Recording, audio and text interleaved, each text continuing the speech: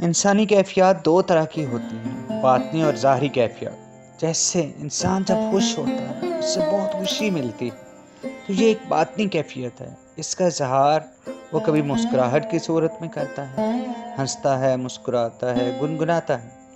اسی طرح جب غمگین ہوتا ہے، دکھی ہوتا ہے، اور جب انسان کا غم درجہ کمال تک پہنچتا ہے تو وہ آنکھوں کے ذریعے چھلکتا ہے۔ اسے ظاہری کیفیت کہتے ہیں، ایکسٹرنل مینیفیسٹیشن۔ اسی طرح جب انسان اپنے بارے میں حساس ہو جاتا ہے، اپنے اوپر اپنے رب کی بے شمار نعمتوں کو دیکھتا ہے، اس کی قدرتوں کو دیکھتا ہے، تو اس کا باطن یہ تسلیم کر لیتا ہے کہ مجھے اتنی نعمتوں والے، قدرتوں والے، عظمتوں والے رب کے سامنے جھکنا ہے۔ یہ باطنی کیفیت ہے، اور جب یہ باطنی کیفیت درجہ کمال تک پہنچتی ہے اور تمام حدود سے تجاوز کر جاتی ہے، انسان کی انٹرنل مینیفیسٹیشن، انسان کی روح کی کیفیت جب اپنے درجہ کمال تک پہنچتی ہے تو انسان کے ظاہر کو اللہ کی بارگاہ میں جھکنے پر مجبور کر دیتی ہے۔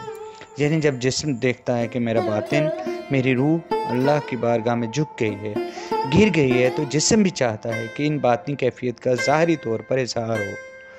روح چونکہ جسم پر اثر انداز ہوتی ہے، اور یہی باطنی کیفیت ظاہری طور پر ظہور پذیر ہوتی ہے اور انسان کو جھکنے اور سجدہ کرنے پر مجبور کر دیتی ہے، تو اسے عبادت کہتے ہیں، اور اس عبادت کو نماز کہتے ہیں۔ اسی طرح حج بھی ایک عبادت ہے۔ جیسے ایک ماں بچے کو دیکھتی ہے، بہت پیار سے دیکھتی ہے، بچے پر بہت پیار آتا ہے۔ یہ پیار کیا ہے؟ یہ ایک باطنی کیفیت ہے، انٹرنل سٹیٹ ہے۔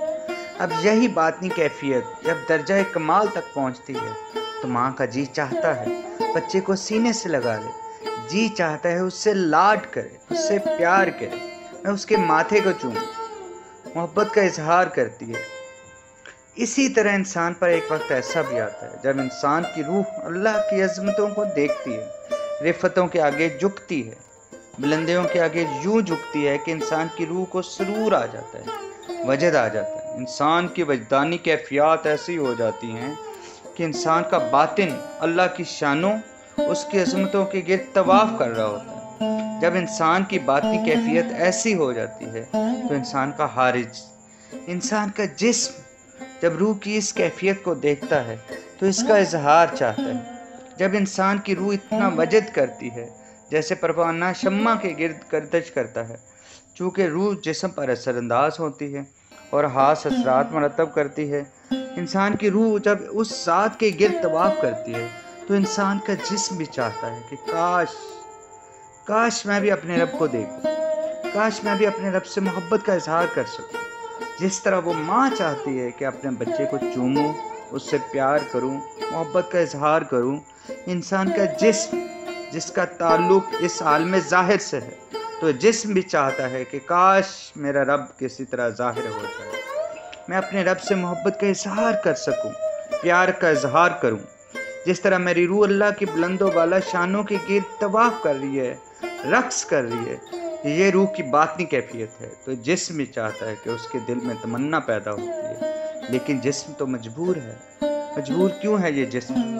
کیونکہ جسم جانتا ہے کہ میرا رب جسم و جسمانیات سے پاک ہے، میرا رب مکان و مکانیات سے پاک ہے، اللہ لا مقام ہے، انسان مقام ہے۔ تو اللہ فرماتا ہے، ہاں میرے عبد، اے میرے بندے، ہاں میں جسم و جسمانیات سے پاک ہوں، مکان و مکانیات سے پاک ہوں، لیکن میں نے اپنی اس دنیا میں چند علامتیں بنائی ہیں، ان علامتوں کو دیکھ لے، ان سے محبت کا اظہار کر لے۔ وہ علامتیں کیا ہیں؟ وہ علامتیں محبوب کی صورت میں بھی ہیں۔ تو مجھ سے محبت کا اظہار چاہتا ہے تو میرے پیارے سے محبت کا اظہار کر لے، میرے محبوب سے محبت کر لے۔ میری ایک علامت میرا گھر بھی ہے جسے کعبۃ اللہ کہتے ہیں۔ تو مجھ سے محبت کا اظہار چاہتا ہے تو میرے محبوب کے لگے ہوئے قدموں والے شہر کو دیکھ لے۔ تو مجھ کو تو چوم نہیں سکتا، حجر اسود کو چوم لے، تو کعبۃ اللہ کی دیواروں کو چوم لے، میرے حلیل کی دی ہوئی قربانی کی سنت پوری کر لے۔